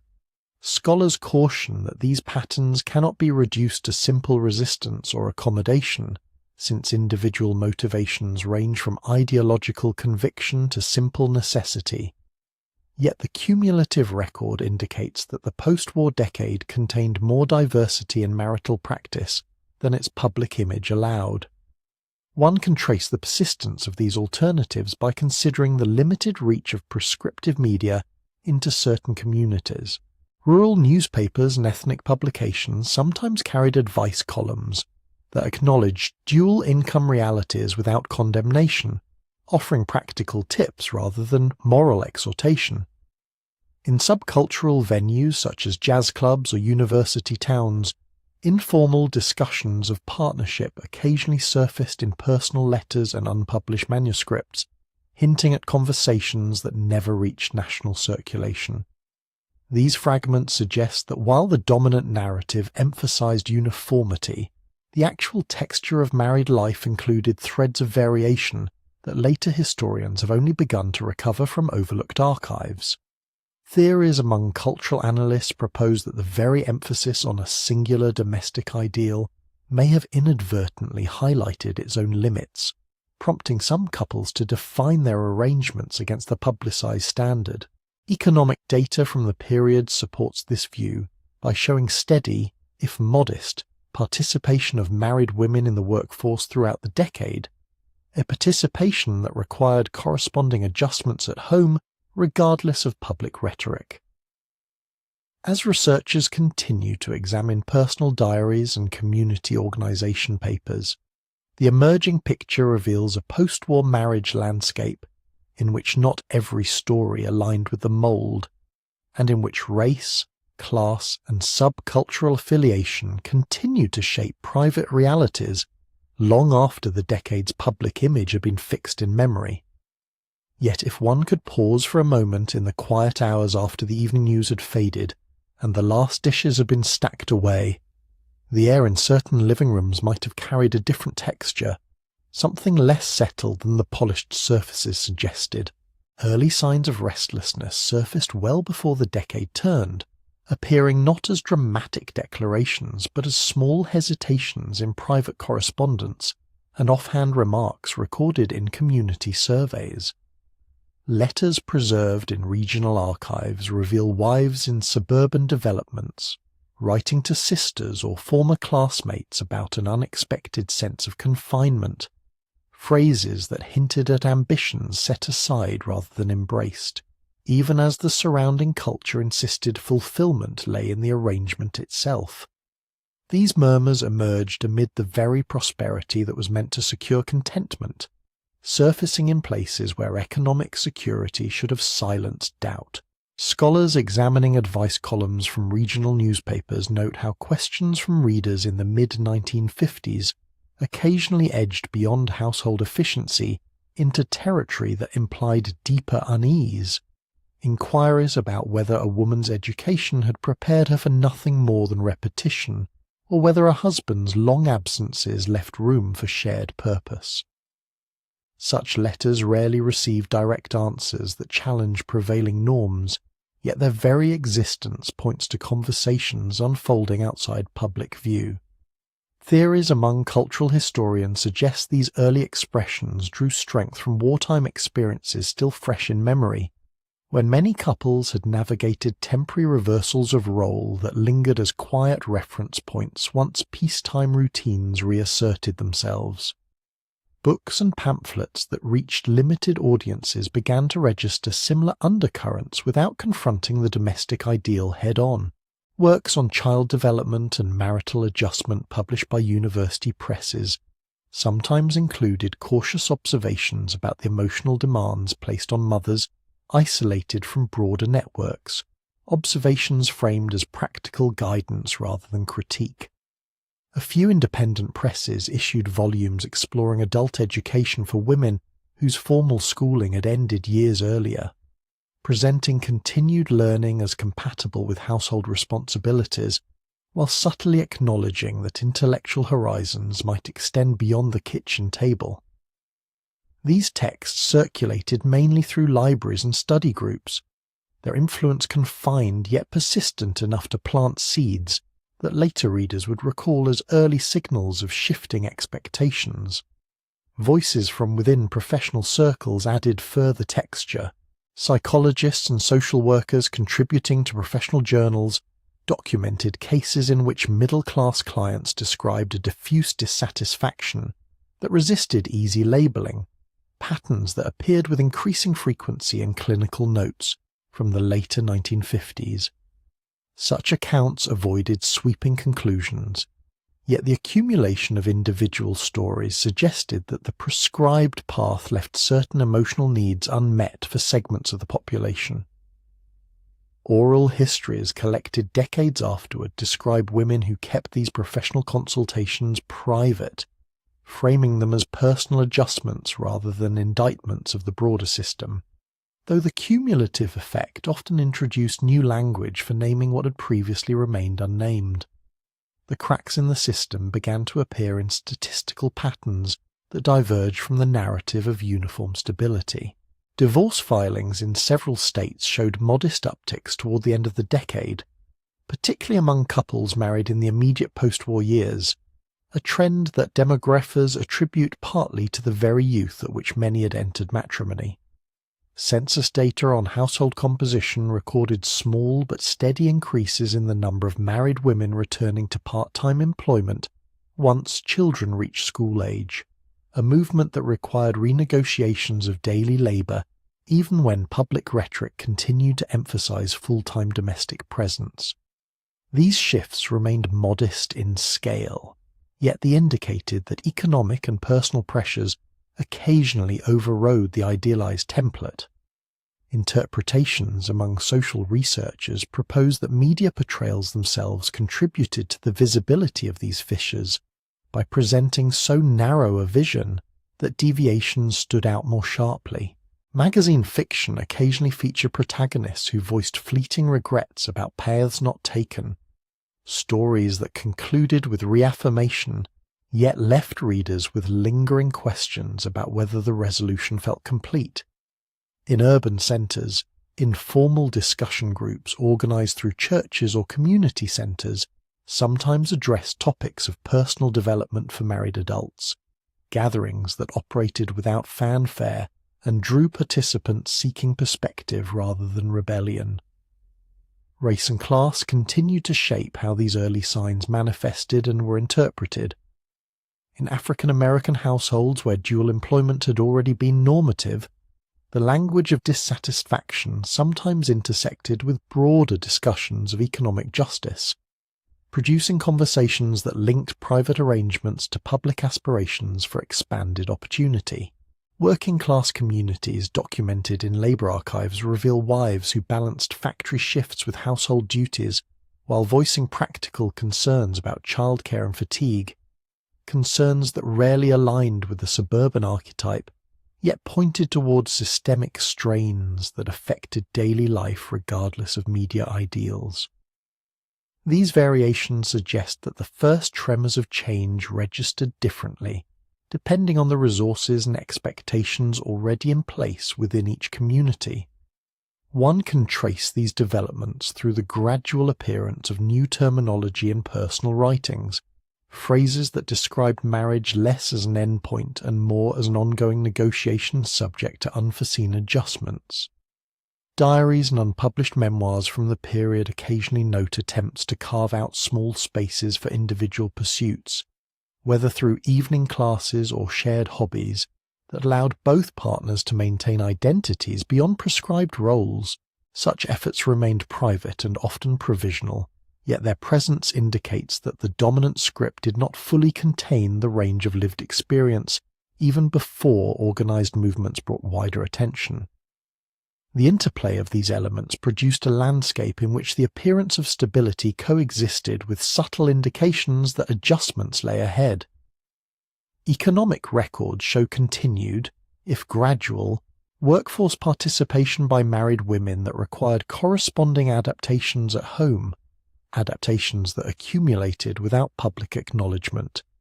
Community organizations in scattered regions began offering forums that touched on marital communication and personal growth, activities framed as supportive rather than subversive yet capable of introducing alternative perspectives. Historians caution that these developments cannot be read as a coordinated prelude to later transformations, since individual motivations ranged widely, and many households continued to adhere closely to established patterns. Still, the accumulating fragments suggest that the post-war decade contained within it the first faint outlines of questions that would gain volume in subsequent years, questions rooted in the gap between idealized portrayals and the textured realities people navigated each day. When researchers later sifted through the accumulated data from those years, patterns emerged that resisted the tidy summaries offered by contemporary commentators. Sociological inquiries conducted by university teams in the middle and late 1950s often recorded responses that diverged from expected affirmations of contentment, with respondents describing routines that felt simultaneously secure and constricting. These findings surfaced in questionnaires distributed through community organizations and workplace networks, where participants sometimes noted that the very stability celebrated in public discourse left limited room for individual variation or spontaneous adjustment. Analysts at the time framed such replies within existing frameworks of adjustment and role fulfillment, yet the raw answers hinted at discrepancies between prescribed ideals and daily experience that later interpreters would revisit with different questions in mind. Interviews preserved in regional archives further complicated the picture. Field researchers who spoke with couples in suburban developments and urban apartment blocks encountered accounts of private negotiations over time, affection, and authority that rarely matched the streamlined portrayals in popular media. Some participants described evenings spent in parallel silence rather than shared conversation, while others mentioned small acts of accommodation that preserved outward appearances without resolving underlying tensions. These conversations, conducted under assurances of confidentiality, captured moments when individuals weighed the costs of voicing dissatisfaction against the perceived benefits of maintaining the household equilibrium. Historians who returned to these transcripts decades afterward observed that the interviewers themselves operated within the same cultural assumptions they sought to document, shaping the questions in ways that steered responses toward practical adjustments rather than fundamental re-evaluation. Surveys administered by national polling organizations during the period produced aggregate numbers that appeared reassuring at first glance, yet contain pockets of ambivalence when examined more closely, responses to items about marital satisfaction, occasionally clustered around moderate rather than enthusiastic agreement, with certain demographic subgroups registering lower levels of reported fulfillment. Demographers tracking these trends noted that the timing of marriage, the presence of young children, and the degree of economic pressure each correlated with variations in the data, though the studies rarely pursued the implications of those correlations in depth. Subsequent scholars reviewing the original instruments have pointed out how the phrasing of questions often embedded assumptions about the naturalness of domestic roles, potentially discouraging answers that challenge those premises outright. As later generations of historians approached the same materials, their interpretive frameworks shifted in response to broader changes in scholarly priorities. Where earlier readings emphasized the success of post-war families in achieving material security, more recent analyses have drawn attention to the emotional labor required to sustain that appearance. Archival collections of personal papers reveal individuals who maintained detailed records of household expenditures alongside private reflections on the narrowing of personal horizons, documents that allow contemporary readers to trace how economic stability and psychological constraint sometimes advance together. These sources invite consideration of whether the prevailing domestic model succeeded precisely because it channeled energies into visible accomplishments, while leaving other dimensions of experience less articulated. Oral histories collected from participants who reached later stages of life add another layer of texture to the statistical record. When individuals revisited their earlier decisions in extended conversations, they sometimes described periods of quiet recalibration that occurred without public acknowledgement,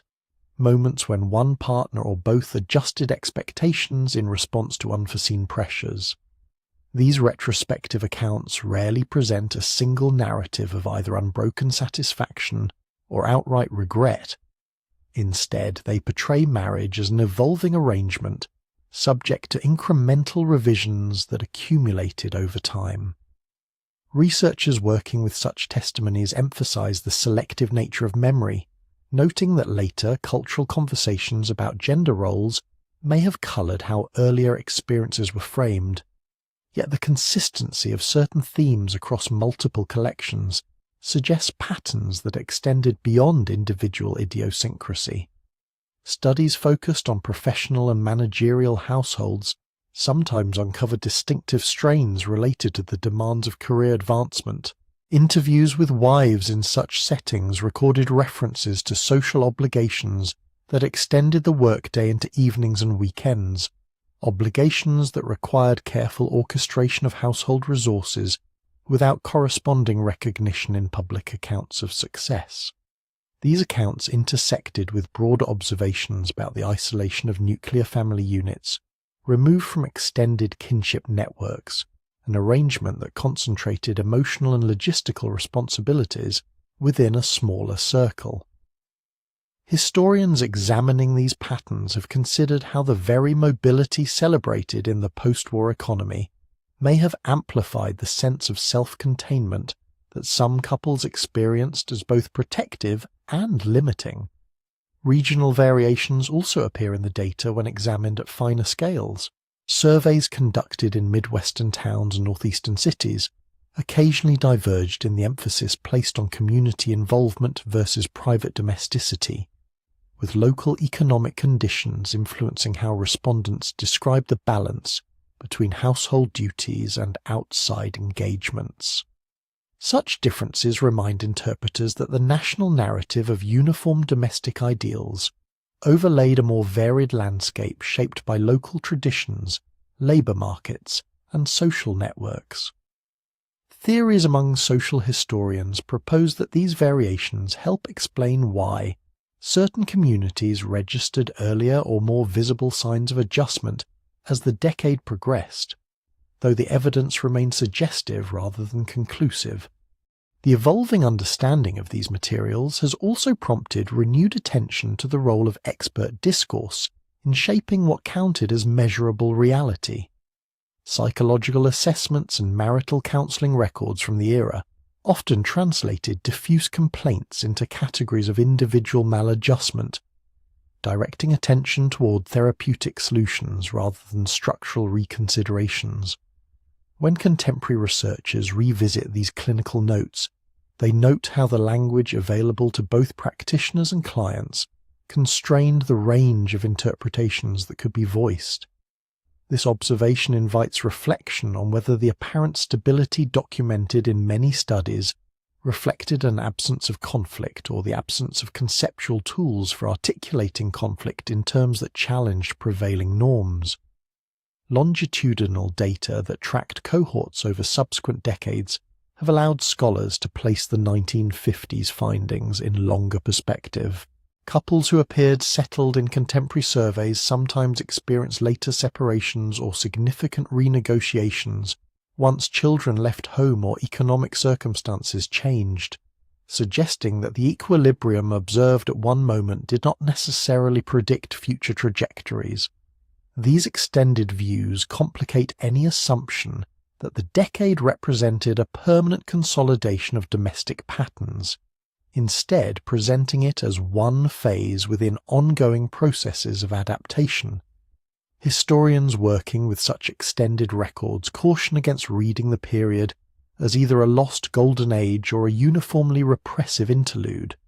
emphasizing instead the coexistence of continuity and quiet transformation within individual households. Across these varied sources, a consistent theme emerges concerning the gap between observable behaviors and internal experience. Surveys that asked about time allocation or decision-making authority sometimes recorded answers that aligned closely with idealized models, while open-ended questions or follow-up interviews revealed additional layers of negotiation and compromise. This discrepancy has led some analysts to propose that the research instruments of the period were better calibrated to capture compliance with social expectations than to register the full spectrum of private realities. Later, methodological refinements in oral history and qualitative sociology have sought to address this limitation, yielding richer portraits that continue to inform interpretations of mid-century marriage. The cumulative effect of these investigations has been to portray the 1950s household less as a static achievement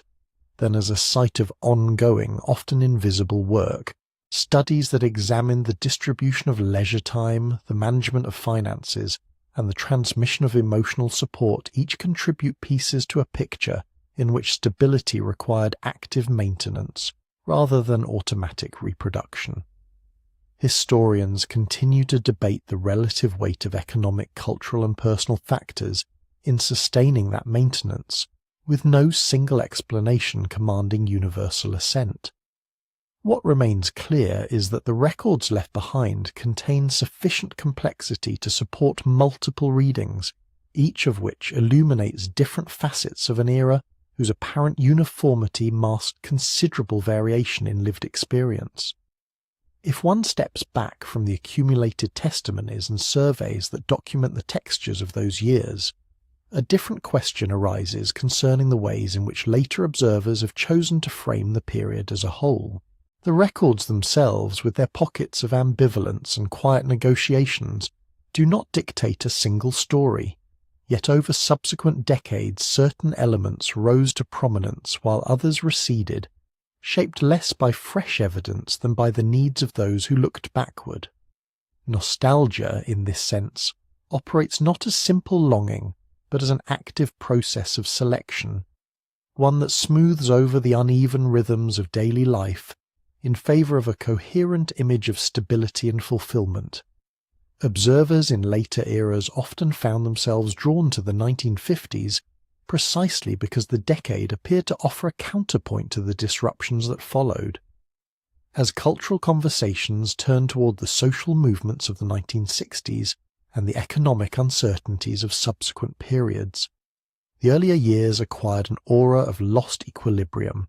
a time when households seemed anchored by shared purpose and visible accomplishments. This mythologizing gained momentum through popular media that revisited the era in idealized forms, presenting domestic routines as effortless and uniformly rewarding.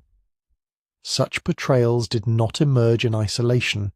They reflected broader cultural efforts to locate a moment of national cohesion amid rapid change, allowing later audiences to project onto the past a sense of order that contemporary accounts had never fully claimed. The process gained further traction through economic retrospectives that emphasized rising wages, expanding suburbs, and consumer abundance as defining features, framing these developments as the natural outcome of a settled domestic order rather than as one dimension among many. Historians have noted how this emphasis aligned with political narratives that sought to contrast mid-century arrangements with later challenges, turning selective prosperity into a template for what marriage and family life ought to resemble. Yet the same sources that supplied these images also contained indications that material gains coexisted with unvoiced constraints, a tension that nostalgia tends to resolve by elevating the visible markers while allowing the subtler frictions to fade from view. What emerges from this pattern is an invitation to consider how collective memory privileges certain narratives of success over the incremental adjustments that individuals actually described. When later interpreters returned to the period, they sometimes encountered a readiness to interpret moderate expressions of satisfaction as endorsements of an entire way of life, overlooking the demographic variations and regional differences that had qualified those responses from the start. This tendency does not imply deliberate distortion so much as an understandable pull toward simplification,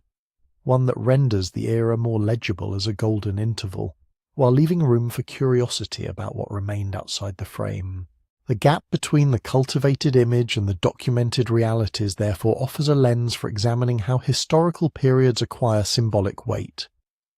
Rather than assuming that the 1950s household represented an unbroken achievement, one can trace how the very act of looking back amplified aspects that aligned with subsequent desires for reassurance, while the private recalibrations preserved in interviews and personal papers received less sustained attention until scholarly priorities shifted. Such a gap does not erase the genuine satisfactions some couples reported, but it does underscore the possibility that those satisfactions were always embedded within larger structures of expectation that limited the vocabulary available for expressing alternatives. In this light, the persistence of the golden era portrayal invites reflection on the mechanisms through which cultural memory sustains itself across generations. Accounts that once circulated in advice columns and media features, emphasizing harmony and role fulfillment, proved especially portable into later decades, where they could serve as shorthand for a vanished stability without requiring engagement with a fuller range of survey responses or archival fragments. The result is a feedback loop in which the image reinforces itself, drawing attention away from the longitudinal evidence suggesting that many arrangements evolved or dissolved once external pressures changed. Yet the same discrepancy also supplies material for a more textured understanding. By attending to what the myth leaves aside, interpreters gain access to questions about how economic security and social prescription intersected in ways that produced both continuity and latent strain. This approach does not resolve the era into a single verdict, but instead highlights the selective nature of remembrance itself, encouraging further inquiry into why certain households appeared exemplary in retrospect, while others, equally present in the records, did not. Across these considerations, the distance between representation and lived experience remains a productive site for ongoing exploration rather than a settled conclusion. If one steps back from the accumulated testimonies and surveys that document the textures of those years, a different question arises concerning the ways in which later observers have chosen to frame the period as a whole. The records themselves, with their pockets of ambivalence and quiet negotiations, do not dictate a single story. Yet over subsequent decades certain elements rose to prominence while others receded, shaped less by fresh evidence than by the needs of those who looked backward. Nostalgia, in this sense, operates not as simple longing but as an active process of selection, one that smooths over the uneven rhythms of daily life in favour of a coherent image of stability and fulfilment. Observers in later eras often found themselves drawn to the 1950s precisely because the decade appeared to offer a counterpoint to the disruptions that followed. As cultural conversations turned toward the social movements of the 1960s and the economic uncertainties of subsequent periods, the earlier years acquired an aura of lost equilibrium, a time when households seemed anchored by shared purpose and visible accomplishments. This mythologizing gained momentum through popular media that revisited the era in idealized forms, presenting domestic routines as effortless and uniformly rewarding. Such portrayals did not emerge in isolation. They reflected broader cultural efforts to locate a moment of national cohesion amid rapid change, allowing later audiences to project onto the past a sense of order that contemporary accounts had never fully claimed. The process gained further traction through economic retrospectives that emphasized rising wages, expanding suburbs, and consumer abundance as defining features, framing these developments as the natural outcome of a settled domestic order rather than as one dimension among many. Historians have noted how this emphasis aligned with political narratives that sought to contrast mid-century arrangements with later challenges, turning selective prosperity into a template for what marriage and family life ought to resemble. Yet the same sources that supplied these images also contained indications that material gains coexisted with unvoiced constraints, a tension that nostalgia tends to resolve by elevating the visible markers while allowing the subtler frictions to fade from view. What emerges from this pattern is an invitation to consider how collective memory privileges certain narratives of success over the incremental adjustments that individuals actually described. When later interpreters returned to the period, they sometimes encountered a readiness to interpret moderate expressions of satisfaction as endorsements of an entire way of life, overlooking the demographic variations and regional differences that had qualified those responses from the start. This tendency does not imply deliberate distortion, so much as an understandable pull towards simplification, one that renders the era more legible as a golden interval, while leaving room for curiosity about what remained outside the frame. The gap between the cultivated image and the documented realities therefore offers a lens for examining how historical periods acquire symbolic weight. Rather than assuming that the 1950s household represented an unbroken achievement, one can trace how the very act of looking back amplified aspects that aligned with subsequent desires for reassurance, while the private recalibrations preserved in interviews and personal papers received less sustained attention until scholarly priorities shifted. Such a gap does not erase the genuine satisfaction some couples reported, but it does underscore the possibility that those satisfactions were always embedded within larger structures of expectation that limited the vocabulary available for expressing alternatives.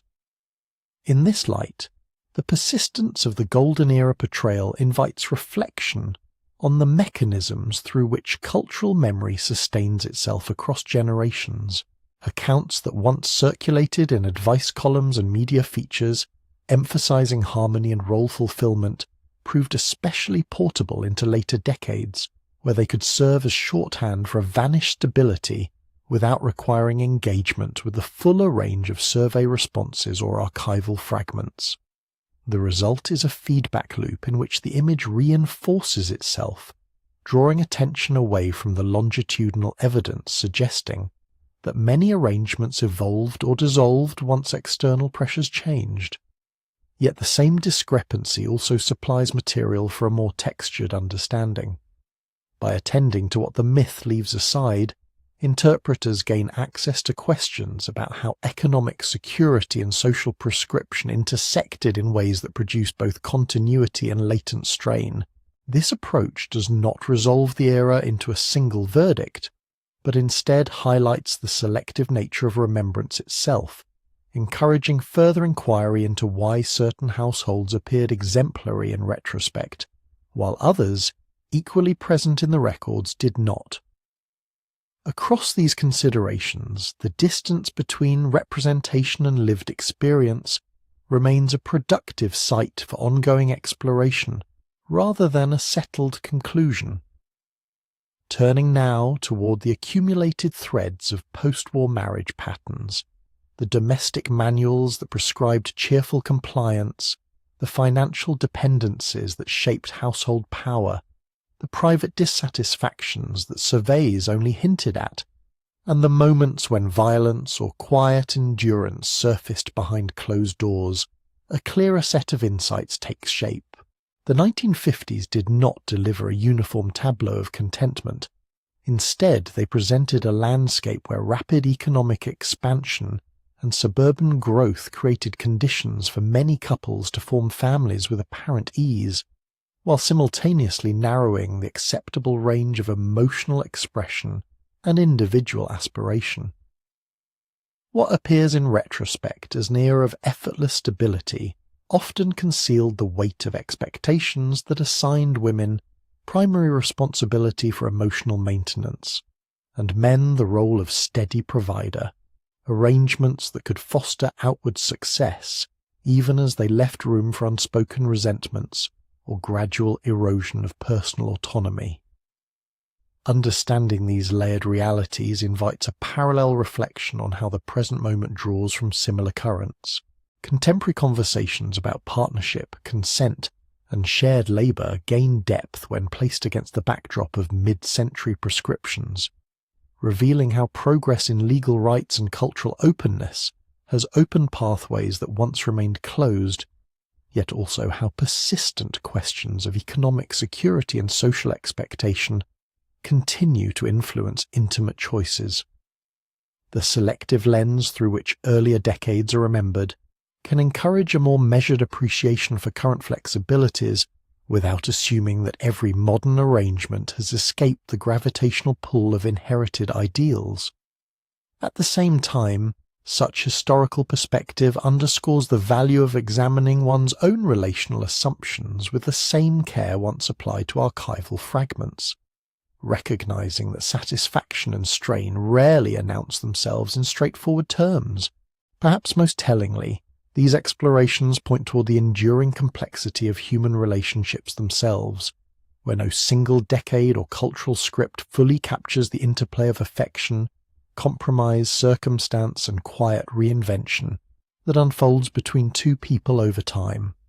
Even the most carefully documented accounts leave space for the unpredictable ways individuals adapted, resisted, or simply endured within the frameworks available to them, suggesting that the search for connection remains an unfinished negotiation across generations, rather than a problem awaiting definitive resolution. If this reflection on the textures of mid-century marriage has resonated with your own curiosity about the past and its echoes in daily life, we invite you to like this video, share in the comments where you're listening from, and subscribe for more explorations that gently unfold the quieter corners of history.